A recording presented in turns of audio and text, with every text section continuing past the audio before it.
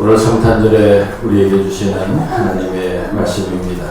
신약성경 요한복음 1장 9절부터 18절까지의 말씀입니다.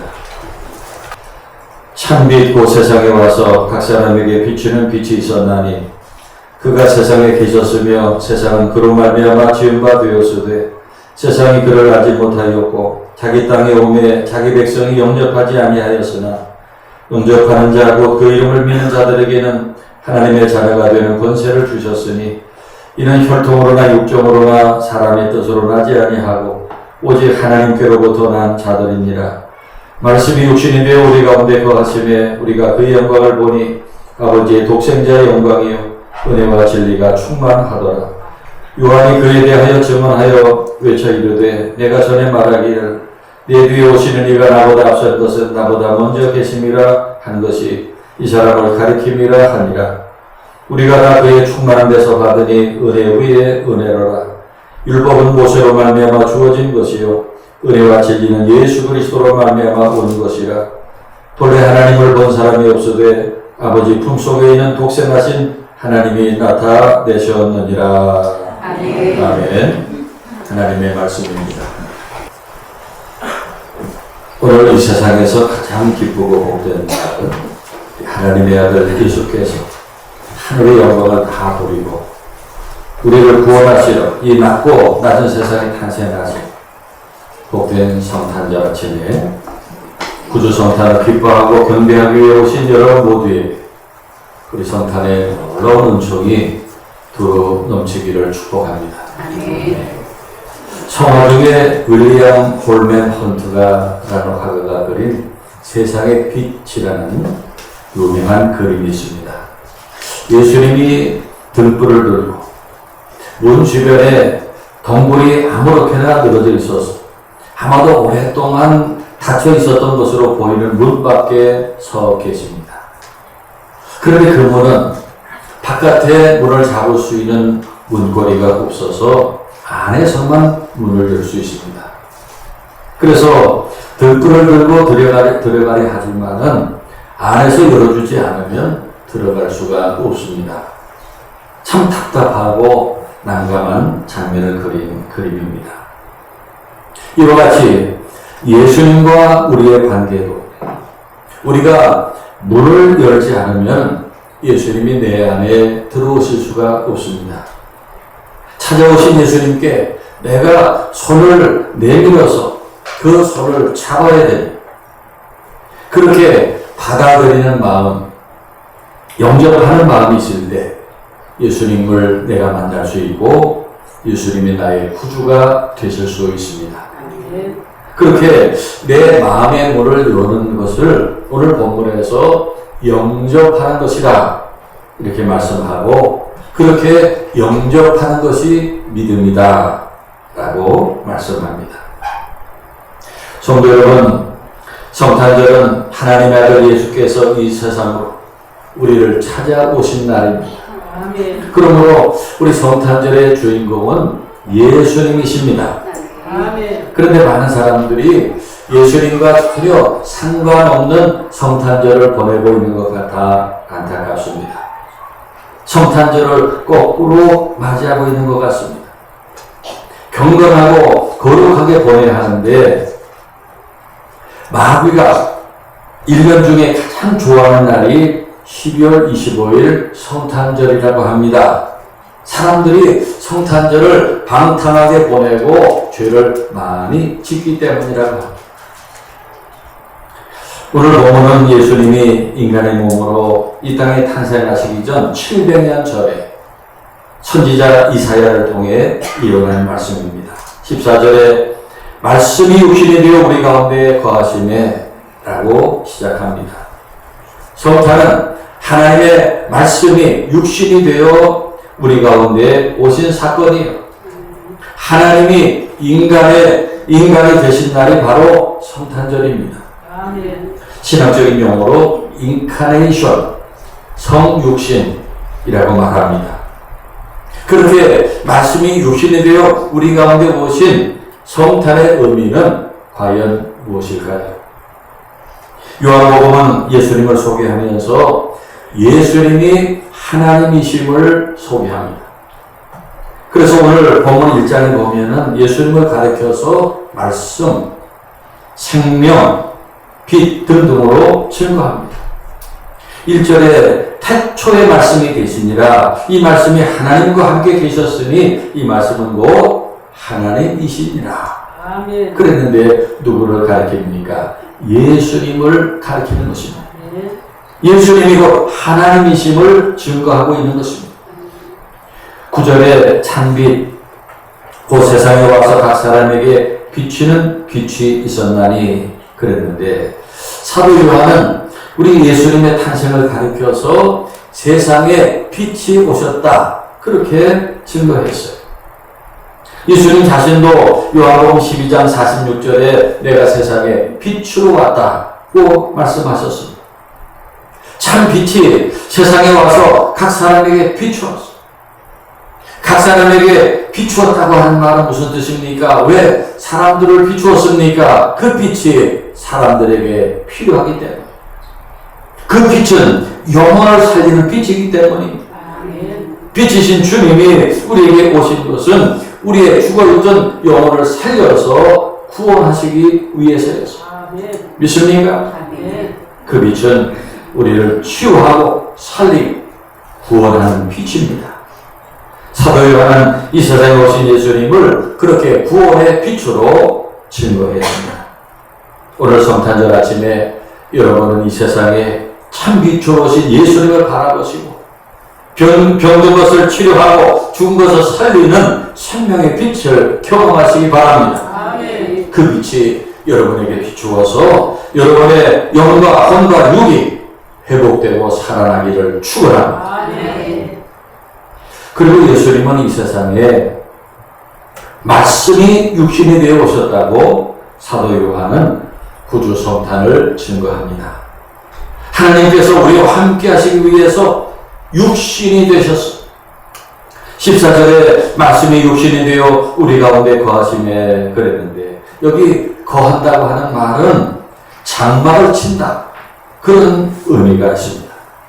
과거 이스라엘 백성들이 광야를 지날 때 하나님께서 그들에게 성막을 짓게 하시고 거기에서 그들을 만나 주셨어요.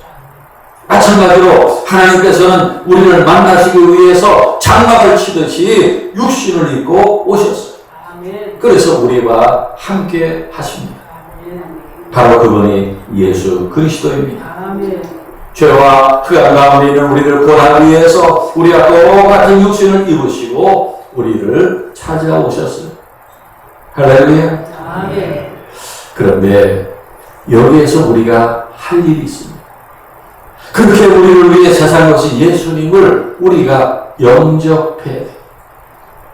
그것을 요한계시록 3장 20절에서 이렇게 말씀합니다. 볼지어다 내가 문 밖에 서서 두드리노니 누구든지 내 음성을 듣고 문을 열으면 내가 그에게로 들어가 그로 더불어 먹고 그는 나와 더불어 먹으리라 하셨어요.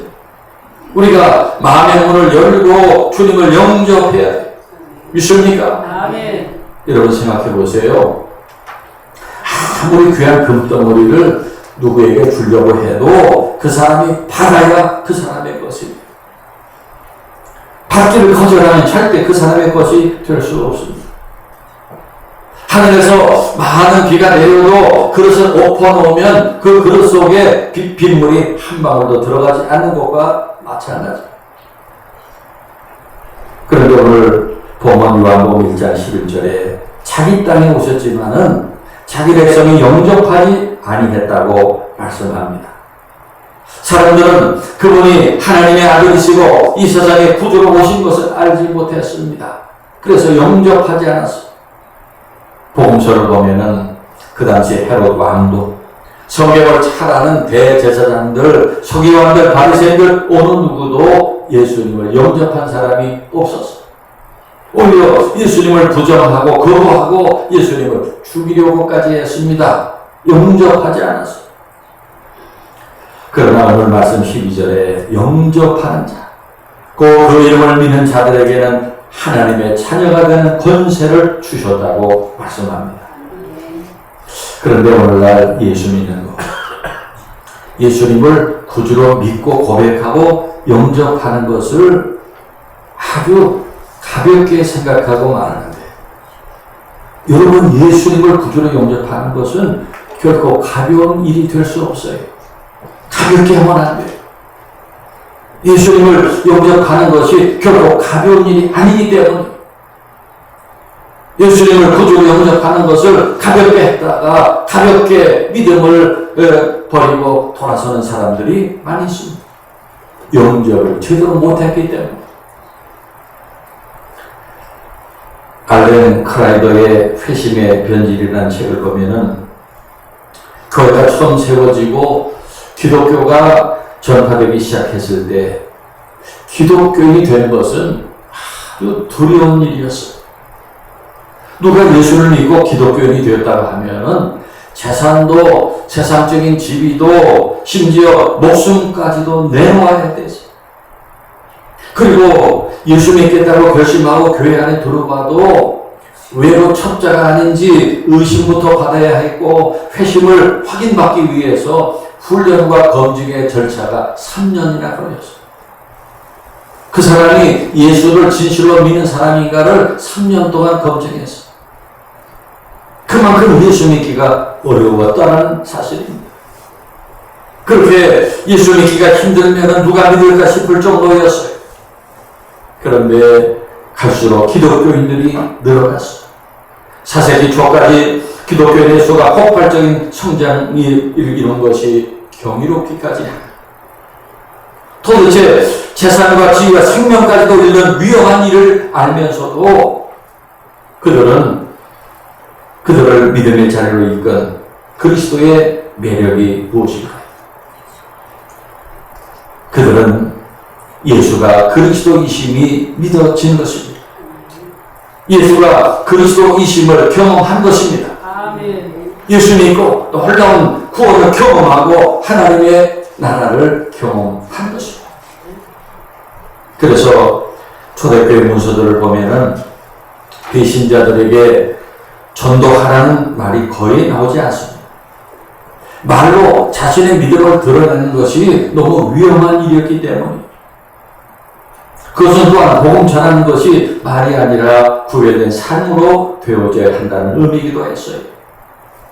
초대교회 예비 신자들을 위한 교훈서였던 키프리아의 퀴리누스에게 라는 책에 보면은, 여러분의 빛을 사람들에게 비추십시오. 우리는 말이 아니라 행동으로 말해야 합니다.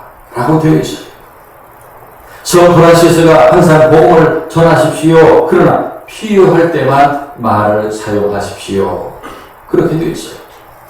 그러니까 여러분, 예수 믿으라는 말 입 밖에 잘못했다가 붙들려가서 목숨을 잃을 수도 있었고, 초기 기독교 시대에 예수 믿는다는 것은 대단히 위험한 일이었어요. 바로 그런 것이 예수를 구주로 영접하는 것이었습니다. 목숨을 내놓고 예수를 구주로 믿은 것입니다.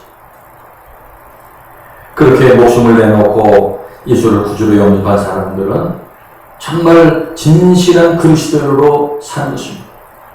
그야말로 세상의 빛과 소금이 되었어요. 목숨을 내놓고 믿는 예수님, 허투루 믿어 뺐습니다. 여러분에게 이런 영접하는 믿음이 있길 바랍니다. 목숨을 걸고라도 예수를 구주로 믿는 그런 결단이 여러분에게 있기를 바랍니다. 그런 영접하는 결단이 여러분에게 있어야 하는 것입니다. 그리고 그렇게 예수를 구주로 영접한 사람들에게 어떤 일이 일어납니까? 복음 12절에 영접하는 자, 그 이름을 믿는 자들에게는 하나님의 자녀가 되는 권세를 주셨다고 말씀합니다. 영접하는 자, 그 이름을 믿는 자들에게는 하나님의 자녀가 되는 권세를 주셨다는 거예요. 믿습니까? 아멘. 여러분, 하나님의 자녀의 권세란 어떤 것일까요?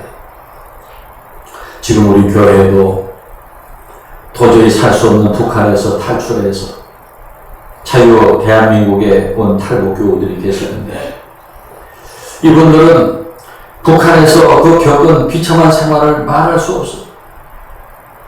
인간답게 살지 못해 기본적으로 누리며 살아야 될 의식주 문제에서 고통을 받았고 정치적인 압박과 긴장 속에 살다가 더 이상 견딜 수 없어서 사선을 넘어서 이 자유민주주의 대한민국의 품에 안긴 것입니다. 그래서 이제 남쪽에 내려온 탈북민들은 더 이상 그 북한 공산당의 위협을 두려워하지 않아도 돼. 악랄한 그들의 손이 이제는 미치지 못합니다. 이제 여기에서 마음껏 자유를 누리고 먹을 거 입을 거 이동하는 거 마음대로 하고 싶은 것을 합니다. 대한민국의 국민이 되었기 때문에 대한민국 국민의 권세가 주어졌기 때문에 대한민국 국민이라는 패스코드를 가지면은 세계 어디에서나 큰 특권과 엄청난 자유를 누리게 됩니다. 그와 마찬가지로 과거 마귀의 자식이었고 죄의 종이었던 우리들이 지난날 죄의 억압하에 살았어요. 저주하에 살았습니다. 그러나 예수를 구주로 믿음으로 하나님의 자녀의 권세를 가지게 되면은 이제는 더 이상 마귀의 손이 우리에게 미치지 못합니다. 마귀가 우리를 어찌하지 못합니다. 믿으시기 바랍니다. 이제 우리는 하나님이 다스리시는 손 아래 있게 되었어요. 하나님이 지켜주십니다. 하나님이 책임지십니다. 하나님의 자녀가 되었기 때문에. 그리고 하나님의 자녀의 권세는 어떤 것입니까? 예수님이 하신 일을 보면은 그것을 알 수 있어요. 예수님이 하신 일이 하나님의 자녀의 권세로 하신 일들이에요. 하나님의 자녀는 병든 자를 위하여 기도하여 병을 낫게 합니다. 성경에 보면은 하나님께서 예수님께서 많은 사람들의 병을 고쳐주신 것을 볼 수 있어요. 하늘교회에 그런 병고침의 은사가 있는 것을 믿으시기 바랍니다. 여러분들 지금까지 오랜 세월 이런저런 아픈 일로 병원도 다니고 치료도 받고 하시면서 지내왔습니다마는 아셔야 할 것이 여러분의 박문선 목사가 새벽마다 여러분을 위해서 기도해서 여러분들이 건강을 회복하고 살아온 줄로 믿으시기 바랍니다. 제가 계속 끈을 놓지 않고 기도해서 여러분들이 고침받고 살아온 것을 알아요. 여러분이 아프다가 회복되고 건강해지는 것이 여러분들도 기도하시지만은 저는 그런 치유가 하나님께서 이 박 목사의 기도를 들으시고 여러분을 회복해 주셨다고 믿습니다. 그것이 제 믿음이에요. 또 이것이 자녀의 권세이고 목회자의 권세입니다. 저는 지금도 우리 교회 아무개 누구누구의 병을 반드시 고침받게 하겠다 작심하고 기도하고 있어요. 반드시 고침받게 할 것입니다. 하나님께서 저에게 그런 권세를 주셨다고 믿기 때문에 저에게만이 아닙니다. 제가 그런 믿음을 가지고 있다고 말씀을 드리는 것이고 여러분에게도 하나님께서 주신 자녀의 권세가 있어요. 여러분들에게도 누구를 축복할 수 있는 권세가 있습니다. 예수를 구주로 영접한 사람에게 그런 권세를 주십니다. 그렇게 여러분에게 자녀의 권세가 있는 줄 믿으시고 좀 더 적극적으로 그 권세를 활용하시기 바랍니다. 여러분의 사업에 대해서, 여러분의 가정에 대해서, 자녀들에 대해서, 가족의 건강에 대해서, 인간관계에 대해서 예수 이름으로 선포하시기 바랍니다. 축복하시기 바랍니다. 구약민수기 6장의 제사장들에게 너가 이렇게 축복하면 내가 복을 내리겠다 하셨어요. 믿습니까? 오늘 복된 성탄절에 여러분 예수님을 영접하고 자녀의 권세를 받아 간직하시기 바랍니다. 그리고 그 권세를 적극적으로 쓰시기 바랍니다. 기도해주고 축복해주고 선포하고 자녀의 권세를 행사하시기 바랍니다. 놀라운 일들이 많이 일어날 줄 믿습니다. 그래서 예수를 구주로 영접하고 사는 사람은 다윗의 고백처럼 사망의 음침한 골짜기를 다닐지라도 해를 두려워할 필요가 없습니다. 우리가 비록 사자굴에 던져진다 할지라도 풀문불에 던져진다 할지라도 두렵지 않습니다. 또한 우리가 종으로 팔린다 할지라도 하나님께서 우리 다시 일으켜 주십니다. 요셉처럼 다시 높은 곳에 세워주십니다. 다윗처럼 높은 반석 위에 서게 해 주십니다. 또 우리가 메마른 광야에서 던져질지라도 반석에서 생수가 나서 마시게 하시고 하늘에서 만나가 내려와 먹게 됩니다. 우리가 하나님의 자녀가 되었기 때문에. 본문 16절 말씀에 우리가 다 그의 충만한 데서 받으니 은혜 위에 은혜더라 그랬어요. 예수님의 그 충만하신 은혜를 통해서 그 은혜가 더 넘쳐 흘러서 예수님의 제자된 우리들도 얼마든지 은혜가 넘치는 삶을 살아갈 수 있다는 것입니다. 사랑하는 여러분, 오늘 하나님의 아들 예수님께서 이 세상에 탄생하셨어요. 예수님이 이 세상에 오신 것이 우리에게 얼마나 큰 복인지 몰라요. 얼마나 기쁜 일인지 몰라요. 너무너무 기쁜 일이에요. 이거보다 더 기쁜 일이 없어요. 예수님은 우리가 이 세상에 사는 동안도 우리에게 복이 되시고 그리고 우리가 죽어서 천국에 가도 우리에게 복이 되십니다. 그러므로 참 빛으로 이 어둠의 세상에 오신 예수님, 말씀이 육신이 되어 우리에게 오신 예수님을 두 팔 벌려 영접하시기 바랍니다. 마음을 활짝 열어서 기쁘게 맞이하시기 바랍니다. 여러분의 가정에도 문을 열어서 주님을 영접하시고 여러분의 일터에도 예수님을 영접하시기 바랍니다. 그래서 예수님을 모시고 여러분에게 놀라운 복이 임하기를 축원합니다. 예수님 모시고 여러분이 건강해지고 행복해지고 은혜의 사람이 되고 믿음의 사람이 되며 승리하며 사는 사람 되기를 축원합니다. 축원합니다. 기도하겠습니다. 독생자를 세상에 보내주신 사랑의 하나님 아버지, 감사와 찬송을 드립니다. 오늘도 기쁜 성탄절을 맞이해서 저희들 다시금 빛으로 오신 예수님, 말씀이 육신이 되어 우리 가운데 오신 예수님을 환영하고 경배합니다. 저희들에게 자녀의 권세를 주시옵소서. 임마누엘 예수님과 날마다 동행하며 자녀의 권세로 모든 세력을 물리치며 병만을 물리치고 우리에게 있어야 할 모든 좋은 은사를 충만히 누리며 사는 하늘의 가족들 되게 하옵소서. 성탄의 구주 예수 그리스도의 이름으로 기도하옵나이다. 아멘.